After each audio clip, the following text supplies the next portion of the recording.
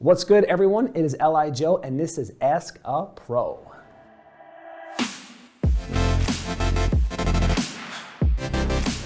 All right, Stephen Main Vox, shout out to you, asked, what are your 3 favorite FGC moments of all time that do not involve competition? Whoa, 3 favorite FGC, that's a good one. Shout out to you, dude. One thing that sticks out in my head that's not a competition is the first time I ever set foot in Chinatown Fair. I feel like outside of competition, that's probably the most important thing that's ever happened to me. I grew up in Long Island playing in malls and bowling alleys and the occasional laundromat. And to get to a place that I've always heard of that was like the mecca of fighting games growing up, and to finally get there and see everyone and be like, whoa, this is real. These guys they're way older than me and they're all beating everybody. Like it was quite exhilarating. So that would be number 1. Number 2, favorite moment. Damn. I should have studied before I came up here. I have a very vivid memory of sitting outside my original house that I grew up in front of this little tree and crying in the dirt because my mom would not buy me Street Fighter 2 on Super Nintendo. Little did I know, she just told me she wasn't gonna get it for me, but she came home and she had Street Fighter 2 on the Super Nintendo. That was also a very big one for me. And now that I think about it, the next one is probably something that my dad has done. When Killer Instinct was also coming out on the Super Nintendo, same thing. I remember going into my sister's house where the Super Nintendo was. I was staying there after school. Available for your home in 1995, only on Nintendo Ultra 64, that game. I walk in the house, my sister's house, and I'm like, did you get it? And my dad's like, no, sorry, Joe, I couldn't get it. So I, like a little kid, I throw my backpack down, and I kind of like storm outside. My dad, I think it might have been my dad, said, Joe, come back inside.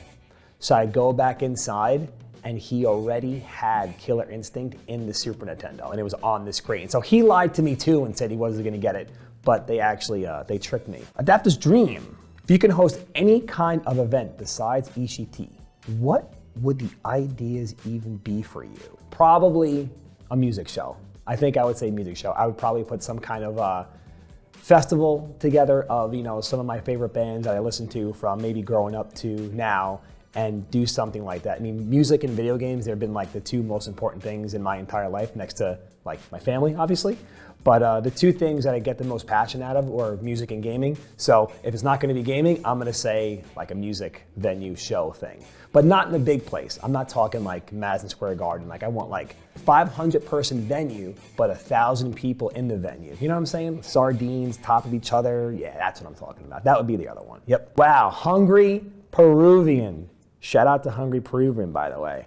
How many pink backpacks do I own? Now, I have an all pink one, and I have a black one that has pink trims. I don't really consider that a pink one. So I actually only own 1. Growing up, when I was about 16, my mom was diagnosed with breast cancer. So I didn't get the pink backpack till probably a little bit before her passing. She passed in 2008, but it was just a way for me to kind of sort of like carry her with me through my journey in the FGC. She was always supportive. My dad was even more supportive than her. Not that she wasn't, but he was the guy driving me to arcades when I was 5 and 6. But she was always cool with it. She never stopped him. She never had a problem with me like playing Mortal Kombat 2 on Super Nintendo or stopping me from doing anything. And she was always cool with my dad taking me. So she did support me in her own way. And it's just, she never got the chance to, I hate using the word successful, but I guess I'm kind of successful in the FGC.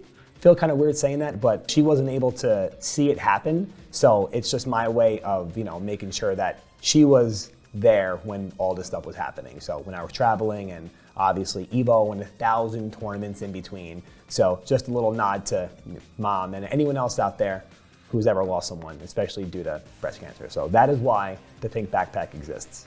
Bamboo Zeke, what is your favorite game to watch? I'm gonna give you 2 answers, if that's okay with the judges and jury. I'm gonna say, currently, I really enjoy watching Tekken 8.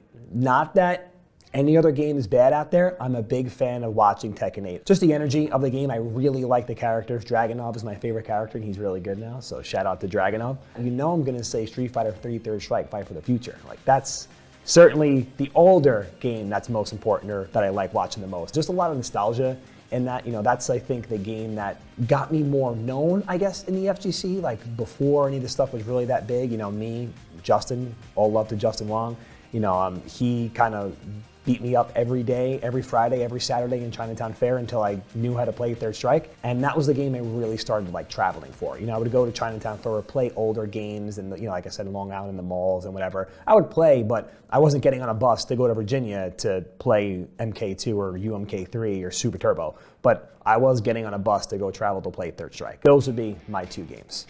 Shiggity Shank. Sick name, Shiggity Shank. Shiggity Shank, best pop-off you've ever witnessed, and why is it K-Brad versus Wolf Crow? Tell him about it. Yipes winning Evo was really important. As cool as Wolf Crone and K-Brad were, none of them broke their leg in hype from jumping off the stage, but Yipes did. So I think I'm gonna go with that one. And you're right, the Wolf Crone K-Brad one is all-time best, one of the all-time best ever, but no one broke a limb, so I gotta go with, I'm gonna go with Yipes, winning Evo and jumping off the stage and breaking his ankle. Flacco Teagle. All right, another sick name. You guys got some cool names, man. Considering you're an old school player, what are your opinions on trash talking during sets? Not hateful stuff, just mind game style trash talking. I don't care. I like it, but I can understand where someone would get bothered. And I do think, as a player back in the day, if I was playing and someone was talking and it was really bothering me, I would say something. If it was to him or a TO, I'd like, yo, dude, just shut up, can I play, please? That would be a response to someone if they were annoying me when I was playing. So I do understand it to a certain degree. It's different if you're talking to the screen or you're hyping yourself up, or if you're specifically talking to the person that you're playing. But again, if someone is being overly obnoxious and it's really bothering my play, I would certainly say something, and I would encourage everyone out there to do the same thing. But do I mind it? Nah. Nuke 616. If you were to take Ryu, Ken, and Chun-Li, the S of Trinity, to a concert, where are y'all gonna see? Opening bands and the headliner. So if I was gonna take 3 real life people that were like, hey Joe, I wanna get into this music, what's the most important stuff to you? And it was Ryu, Ken, and Chun. I'm like, all right, Ryu, Ken, and Chun. You're gonna come to a show where Misery Signals only plays of Malice in the Magnum Heart. You're gonna come to a Hatebreed show where they only play Under the Knife and Satisfaction is the Death of Desire. And then you're gonna come to a Vane show where they play their entire discography. And you're gonna sit there and you might have to scrape me off the floor after it, but that's the show we're going to. So buckle in, get ready, wear a mouthpiece and a head guard just to be safe. Ryu and Chun-Li and Ken are probably okay though, right? They'll probably take a hit or two, so I think we don't need to have them wear that. I'll wear it instead. The Nitten, shout out to the Nitten. With fighting games seem to be growing more, what would you want to say to anyone just getting into the FGC? I would say a lot to anyone trying to get into the FGC. I would say that the biggest thing you're gonna notice is that you can't expect to be good overnight. This is on the circumstances that you've never played before, or you don't have any kind of skill, or you don't have the hand dexterity to do anything that a fighting game requires of you. You cannot give up. And I know sometimes it's encouraging seeing people on the stage like, why can't I do any of that? You know why you can't, dude? Because they've been playing for 30 years. Like, it's very, it makes sense, but I feel like when you're in the moment, like, you don't think like that. So if you are a new player, like, don't try and compare your personal progress to anyone else you see that's on a stage, or even anyone else around you. Like, it's personal. You will get good at your rate, as long as you want to get good at your rate. Now there's 1,000 different sources for you to get good. Even in tournaments, what other kind of game can you go up to some of the best players in the world? Can you go up to LeBron James and be like, yo, James, how do you hit that jumper? You can't do that. You can walk up to Justin at an event and say, Justin, how did you do X, Y, Z? Or how did you get good? Like, you can ask this advice from these people. You can play against them in sets if you come to an event. You can ask online. You can use YouTube, Discord. There's so many outlets for you to get better. So use your outlets and never, ever give up. And do not base your progress on anyone else's. Who's Rhythmic? What do you think makes a great tournament set? There's a couple things that make a great tournament. And for me, there's gotta be some lore. We kind of already spoke about the Wolf Crone thing and K-Brad. Some lore behind the match is always good. And I don't mean personal stuff. This is not personal, we're not at all. I mean playing stuff. Yo, he beat this person a combo breaker. It was a crazy close set. They're about to be in grand finals at ECT. Like, that's cool. You need a good reset, and obviously it has to come down to the very, very last hit. Last game, last round, final round. Thank you, Rip. That is what I would consider to be one of those matches. Like, that is the epitome of hype. Also, I need the crowd to get into it. I mean, even if the match is good, crowd energy makes the match, regardless of the play, can make the match 1,000 times better. So, Eon Kane. Who would be your Marvel vs. Capcom 2 Mount Rushmore? The first three, without a shadow of a doubt, on my Marvel vs. Capcom 2 Mount Rushmore is certainly Justin, Yipes, and Sanford. And I think that is almost factual. Call me crazy, but I think that's almost factual. If there's anyone that knows anything about Marvel, those are most certainly the three of the greatest players to ever touch that game. So I would have put them up there. And the last one, I'll let you guys know, hint, hint, spoilers, I said Duck Dew on another video. And I do still agree with Duck Dew, but I'm gonna give someone else some shine. And I also said maybe Chaos, but I'm actually gonna go with Neo. I will say that Neo could certainly do that. Neo was more of a, not new school, but newer-ish to the scene when the gods were already established. And Neo just came through chopping heads off. Like, oh, you're good? Let me play you in the first of 15.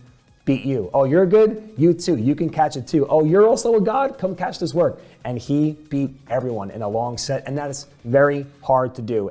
My simp. How does it feel from making East Coast Throwdown the event it has become since its inception? How did the idea of East Coast Throwdown come to be? Ooh, these are good. All right, I'm gonna start in the past. East Coast Throwdown came to be because John Gallagher, Sweet Johnny Cage, one of my best friends in the scene that's no longer as involved as he used to be, but he still keeps a pulse on us. He decided one day he wanted to run a major. He was actually already running small locals at this place called Castle Golf, where we would play DDR and all like old school fighting games. It was like, well, it was, I guess they weren't old school then, right? We would play like Third Strike, Ultimate Mortal Kombat 3, CBS 2, Marvel 2, Guilty Gear, and he started there, a really small, tiny thing, 30 people. It was like, I think he did it bi-weekly or monthly. Next time it was 50 people, then we got 60 people. And then, you know, we were going to Big E majors. We were going to all these things. We were going to final round. Or it's like, hey, can we do that here? So John came to me and was like, you know, like, I see other people doing this and I see other people doing it and not doing it right, or people that wanted to do it and weren't doing it right. And he was like, I want to do it and I want to do it right. So John didn't have as much like backing of the scene because he just started playing Third Strike at the time, and I was going to Chinatown Fair for years by this point.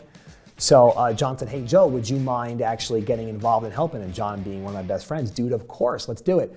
So it all came from the mind of Sweet Johnny Cage, and it will forever be that way. If it wasn't for John, we would not be here in ECT 2024, and that is a fact. It was all friends. I said, hey dude, how many TVs do you have in your house? Can you take your mom's TV? Someone else, hey bro, you're gonna take your 3 TVs. How many systems do you have? Can you take your girlfriend's system too? Like, we were all just coming together, trying to attempt to run a major. And we didn't do good for a long time. They were fun, don't get me wrong, we had a great time, but it's not easy. So it took a couple of times for us to get it right. And eventually, you know, we got it right. And now here we are today, and I can't tell you what it feels like to walk into a room like we're doing this weekend and be able to see all the people and see people that I know that were at ECT1 and ECT2 and to come up and be like, dude, I cannot believe we're here. I'm like, I can't believe we're here either. But it is incredibly humbling to still be a part of the scene. And it's incredibly humbling to see all these faces that I've seen pretty much my whole life as far as fighting games go. And to see them all still be here and still supporting the event.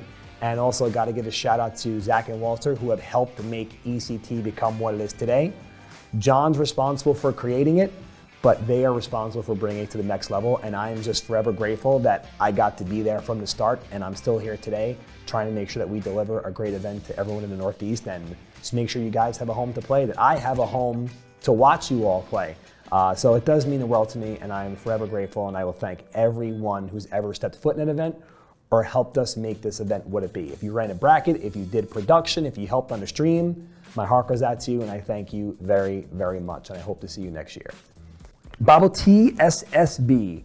After witnessing and being a part of so many hype crowd moments, what do you think is the biggest factor that makes crowd pop-offs so hype? Is it legacy, rivalries, commentary? I think it's all three of those things. Kind of similar to the question that was asked before, but I do think so. I think it's a little bit of the rivalry, the lore that's involved in the players. I do think the crowd is a big one. I think the commentators could be the least important factor of it, but if they know how to work a crowd and they know their game and they know a little bit of the lore, what's going on with the players on the screen, they could certainly help. But I do think those first two are a little bit more important than that one. But I would say all three of those things are a huge factor in making something like that hype, for sure. Trash Lavania. You're not talking bad about Castlevania, are you, dude? Best set at any This Is Hardcore show. Whoa! I think I'm going to say, someone's probably, oh, he's gonna say Vane, he's gonna say Misery Signals. No, I'm not gonna say either of those bands. I'm actually gonna say the first time I got to see a little band called One King Down. So One King Down is an old school, probably older than any one of you guys watching this video. It's a very old school, straight edge hardcore band. When I was growing up, I used to always listen to them when I was like 12 and 13 when Bloodlust Revenge came out. And I never got to see them. For some reason, something happened. I was either too young or by the time I got older, like they weren't really playing anymore. But they headlined one of the days that This Is Hardcore. I think it might have been 2018 or 2017. I'm not really sure. Don't remember. Finally getting a chance to see them and at a show like This Is Hardcore. So the way most shows go, you just watch a band, there's this really dumb thing in the front. It's called a barricade. We don't like barricades over here. Joe does not like barricades. I understand that they're important. I get it. It's for the safety, no problem. But This Is Hardcore never has a barricade, and it was great to see this band on stage and so many people. When this band played, it was packed. You can look it up online. You will most certainly see me in the crowd acting a fool, but yes, that would be my answer. One King Down at This Is Hardcore on one of their first reunion shows. Thank you everyone for coming to hang out with me at Ask a Pro. You can follow me on Twitter at ThisIsLIJoe. You can potentially sometimes maybe catch me on Twitch at ThisIsLIJoe as well. And those are the two main places, and I hope to see you guys over there. Come hang out with me.